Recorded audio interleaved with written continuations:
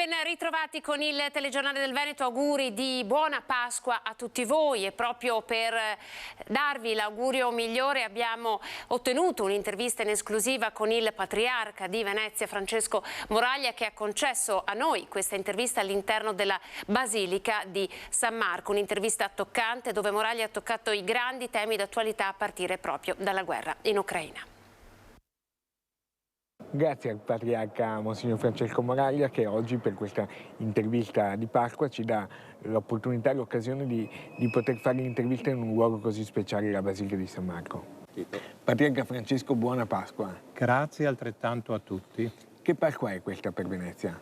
Una Pasqua bella, perché la Pasqua è sempre bella e ci trova sempre desiderosi di accogliere un messaggio che noi dobbiamo vivere poi nelle nostre relazioni cittadine, in una città che è bella ma che deve anche pensare di diventare una comunità capace di relazionarsi, quindi l'accoglienza della vita, la formazione dei ragazzi, la custodia della famiglia, ecco, tutte realtà che la Pasqua può in qualche modo irrorare, può beneficare, può far risorgere. Credo che la città di Venezia sia bella per la sua storia, sia bella per l'arte, sia bella per l'ambiente, per il creato che esprime, ma deve diventare bella anche come comunità, magari ristretta nel numero, ma comunità viva, una comunità che è fatta di tante famiglie, le famiglie sono fatte di tante persone e solamente queste persone e famiglie possono fare la nostra città. C'è stata questa ripartenza per Venezia, secondo lei? C'è stata una ripartenza certamente dal punto di vista economico, dal punto di vista della vita lavorativa, ma dobbiamo chiederci se c'è quella che è la ripartenza più importante e che è quella a cui facevamo accenno prima, cioè il rinnovare le relazioni umane. E il cristiano sa che le relazioni umane si rinnovano proprio a partire dall'umanità di Cristo. Vede attenzione da parte della politica, da parte della società civile su Venezia? Vedo un'attenzione che sarebbe sbagliato dire che non c'è, che però poi ha dei tempi di realizzazione, e quindi aspettiamo che questa attenzione, che ripeto vedo, si traduca anche in tempi certi di interventi. Penso che le emergenze siano tante. Una, prima di tutto, è l'emergenza famiglia, l'emergenza educazione e trasmissione di valori da parte dei genitori, da parte delle generazioni precedenti ai nostri ragazzi, ai nostri adolescenti, ai nostri giovani. Penso che questa sia la sfida delle sfide, sulla quale poi anche questioni economiche, anche questioni sociali possono certamente trovare una risoluzione buona. E la guerra, che è sempre presente purtroppo, ci preoccupa tutti.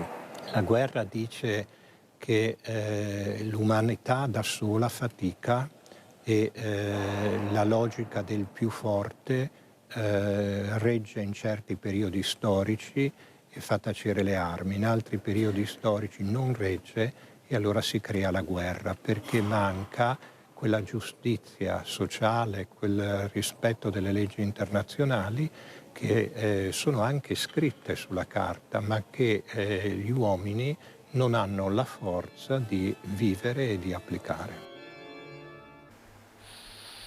La notte di Pasqua il vescovo di Padova ha battezzato 6 adulti del battistero di Giusto de Menaboi, recentemente restaurato. La riflessione pasquale di Monsignor Cipolla parte dal significato del battesimo. Lo ascoltiamo. Che cosa significhi per noi celebrare la Pasqua e ogni anno nella Pasqua ammettere ai sacramenti alcuni di noi.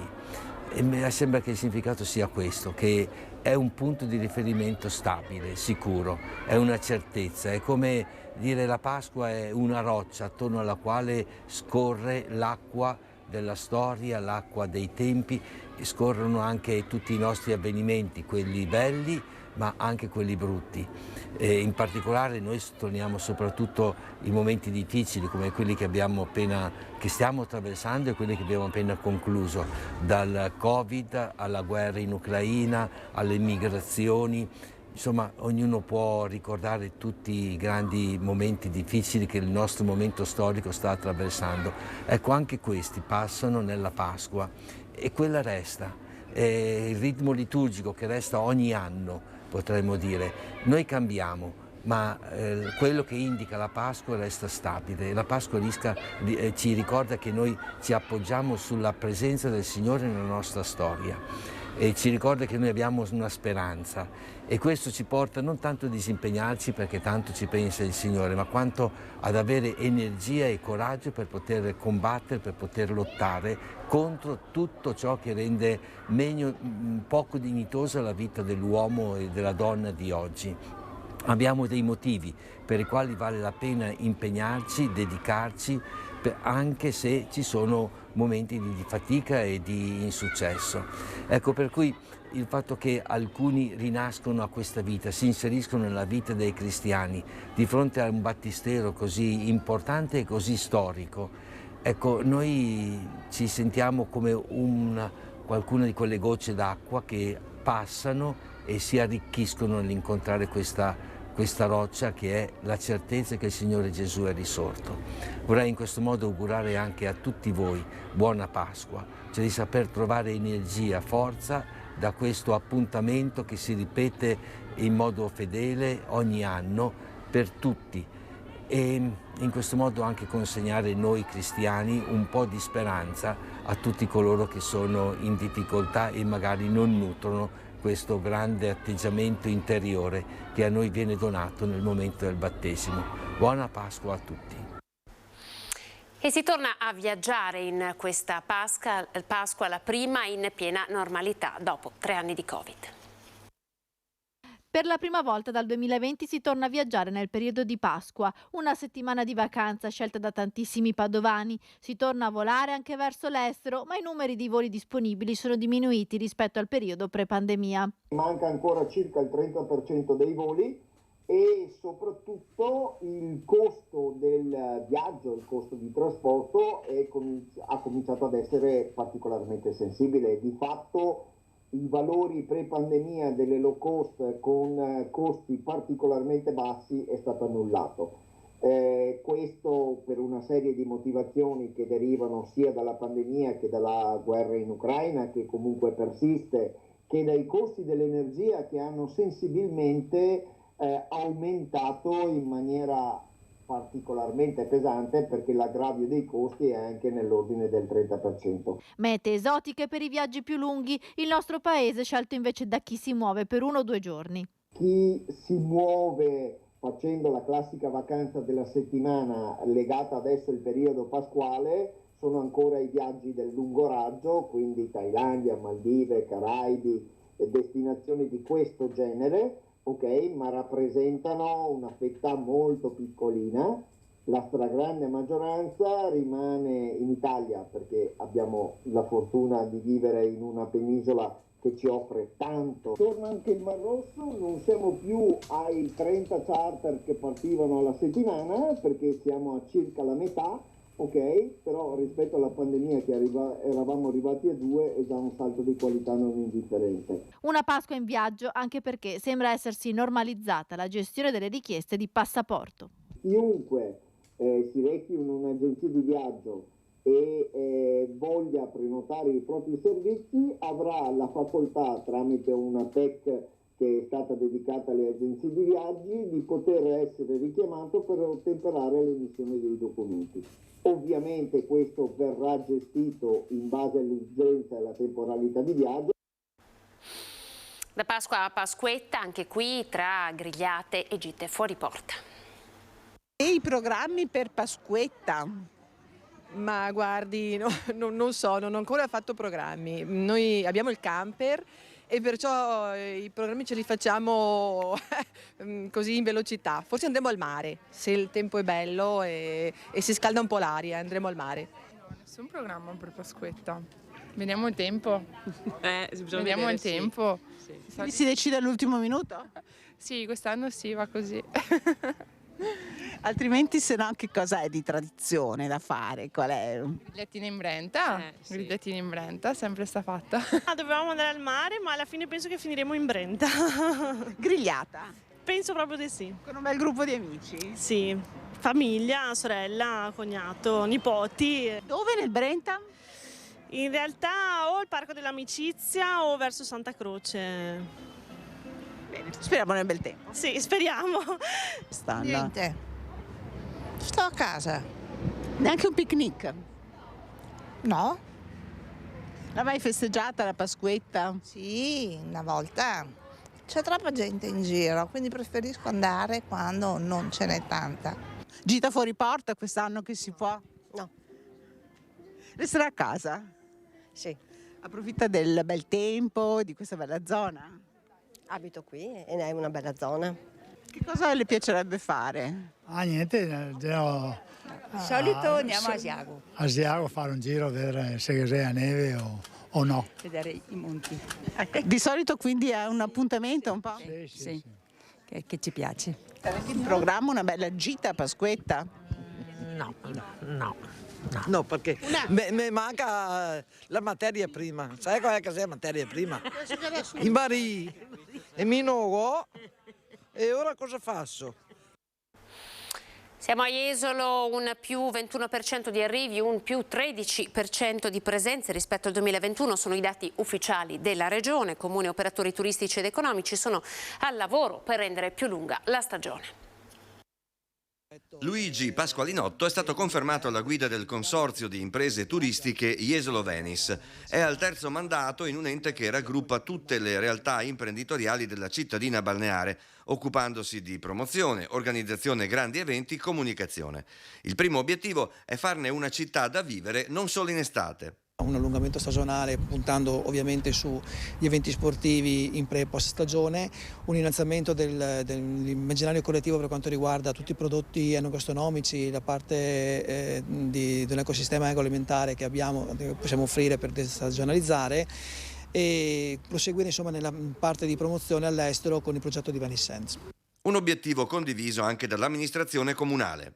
Rendere una città il più possibile attrattiva in tutti i mesi dell'anno, sapendo che lo faremo con ritmi diversi, però questo è un po' l'indirizzo che ha questa amministrazione, quindi quello di creare eventi e creare attrazioni lungo tutto l'anno, e dall'altro lato chiediamo la collaborazione ovviamente degli operatori che ci devono supportare su questo, sapendo che non ragioniamo da soli, ma dobbiamo essere pronti a sederci sui tavoli sovracomunali, quindi in primis con la Costa Veneta, che secondo noi è un grande plus valore di questo territorio per portare a casa turisti e poi distribuirli sul nostro territorio. Il consorzio è al lavoro da tempo anche al progetto Jesolo Destination for All, con l'obiettivo di farne una città completamente inclusiva. Iniziamo peraltro una seconda fase del percorso di formazione sia per quanto riguarda l'aspetto degli alberghi, delle ricettività, ma anche per esempio della spiaggia, per rendere la città insomma a misura di chi ha qualche problematica che non è necessariamente una disabilità, ma deve essere un'inclusione a tutto tondo rispetto a chi ci viene insomma a trovare.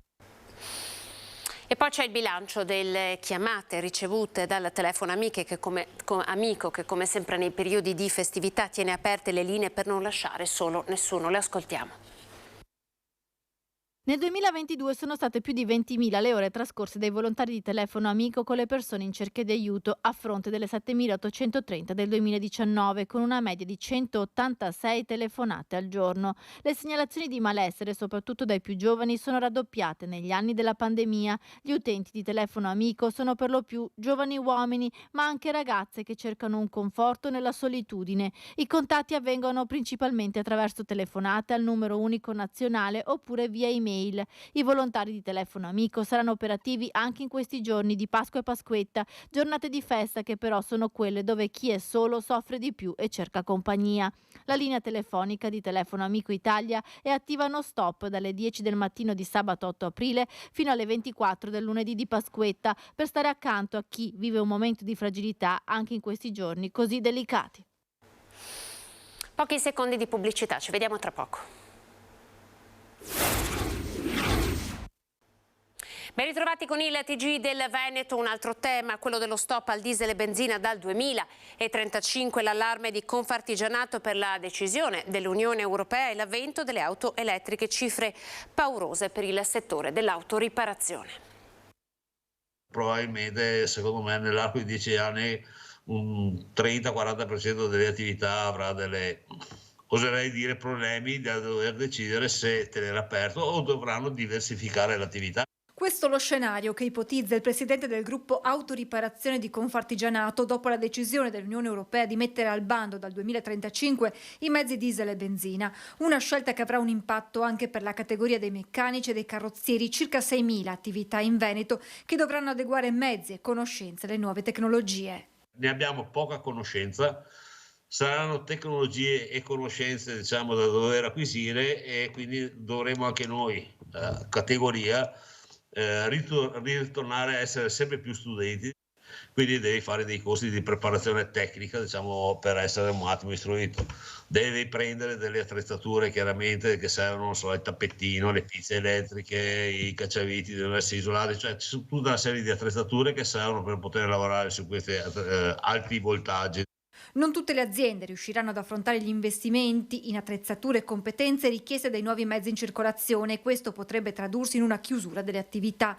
Senza dimenticare, con un'età media dei titolari di 52 anni, questo comparto soffre anche la mancanza di un cambio generazionale. Non abbiamo un grosso movimento di giovani e oltretutto ci sarà anche un calo di lavoro dovuto al fatto che una vettura elettrica o con altri sistemi ha molta meno manutenzione. Secondo me nell'arco di 7-8 anni avremo una riduzione del 30-40%, forse anche 50% di quello che è manutenzione, preparazione dei mezzi. Ci siamo occupati del tema dei lupi in quest'ultimo periodo, lupi che si stanno avvicinando sempre di più verso i centri abitati. Dall'esperto i consigli su quale comportamento adottare in caso ci si trovi a tu per tu con un animale selvatico.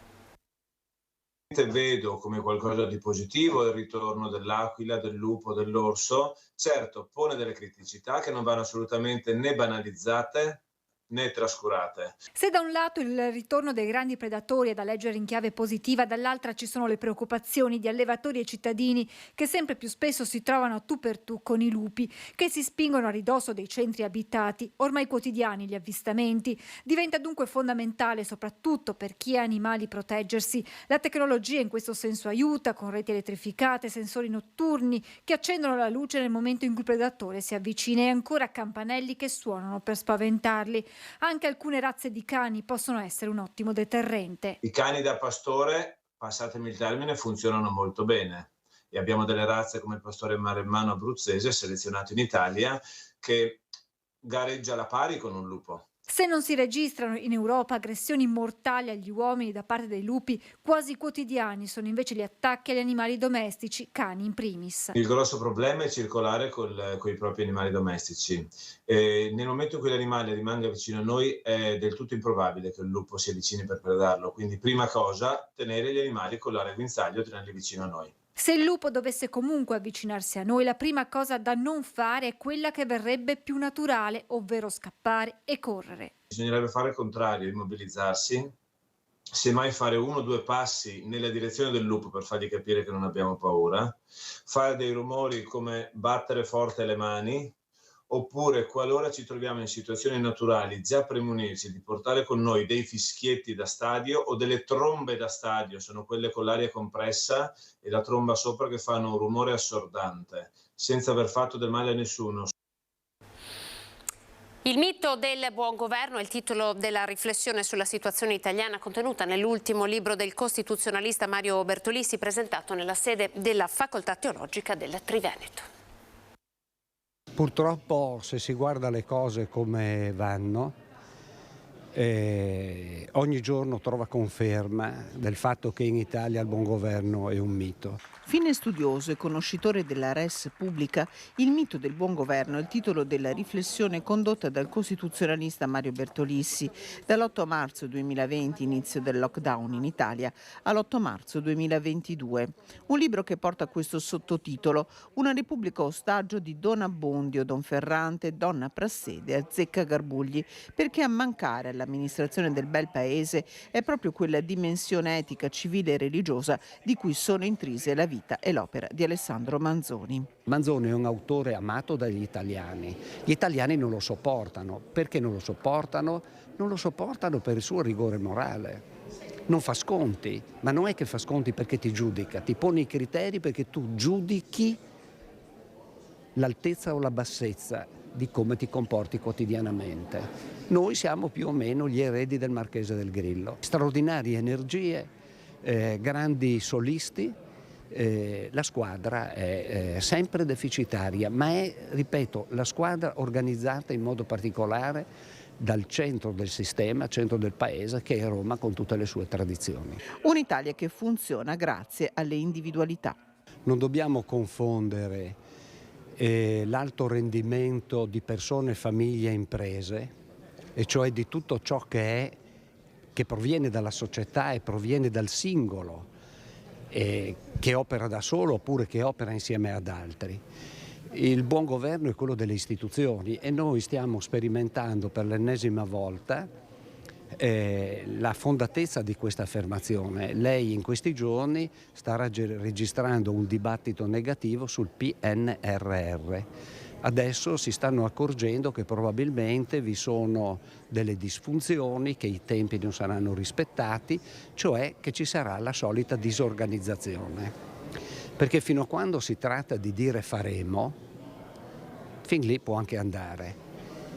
Invece è su il facciamo che sempre è stata una tragedia. Questo era il nostro ultimo servizio per il TG del Veneto. Grazie ancora per essere stati in nostra compagnia. Ancora auguri di buona Pasqua a tutti voi. Siamo alle previsioni del tempo. Arrivederci.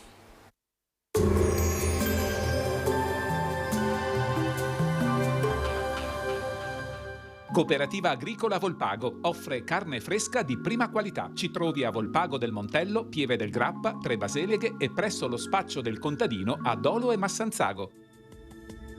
Bentrovati al meteo. Pasquetta, venti da nord e pressione in aumento, sinonimo di bel tempo sul nostro territorio. Il dettaglio di lunedì 10 aprile. Sul Veneto sarà asciutto e stabile, non si verificheranno precipitazioni. Avremo un ampio soleggiamento con cielo sereno o al massimo velato. Temperature un po' in aumento, minime tra 2 e 6 gradi, massime invece tra i 16 e i 18 all'incirca. Ci spostiamo ora sul Friuli Venezia Giulia. Anche in questo caso tanto sole, senza piogge, il cielo si presenterà limpido o poco nuvoloso. Temperature minime tra 1 e 6 gradi, massime comprese tra i 15 e i 17 all'incirca. Infine diamo uno sguardo al Trentino Alto Adige, dove il tempo sarà soleggiato con delle nubi in transito nel pomeriggio, ma del tutto innocue. Temperature minime intorno ai 4-5 gradi, massime sui 18-21 gradi. Dal meteo di Antenna 3 è tutto, arrivederci al prossimo aggiornamento.